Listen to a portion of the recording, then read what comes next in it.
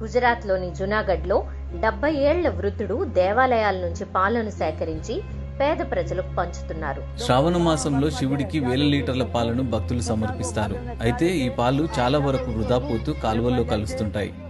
ఇలా వృధా కాకుండా పాలను ఆలయాల నుంచి సేకరిస్తున్నాను. వీటిని మరగబెట్టి పంచదార కలుపుతాను. కనీసం పరిశుభ్రమైన మంచినీరు కూడా అందని పేద ప్రజలకు ఈ పాలను పంచుతున్నాను. జునాగఢ్ కు చెందిన ఈయన్ని అందరూ మిల్క్ మ్యాన్ అని పిలుస్తుంటారు. ఈయన దగ్గరలోని ఆలయాల నుంచి పాలను సేకరించి పిల్లలకు, పేదలకు పంచుతున్నారు. ఈయన ఎప్పుడూ తన పేరును చెప్పరు. ఎవరైనా అడిగితే ఓన్లీ ఇండియన్ అని చెప్తారు. జునాగఢ్ లో ఈయన ఈ పేరుతోనే అందరికీ సుపరిచితం అయ్యారు. ఈ దేశ పౌరులు కులం, మతం పేరుతో విడిపోకూడదని ఆయన అంటున్నారు. తనను ఇండియన్ అని పిలిస్తేనే తనకు నచ్చుతుందని వివరించారు. ఓన్లీ ఇండియన్ పేరుతో ఈయన స్వచ్ఛంద సంస్థను నడుపుతున్నారు. బహుశా భారత్ లో ఏకైక వ్యక్తితో నడుస్తున్న స్వచ్ఛంద సంస్థ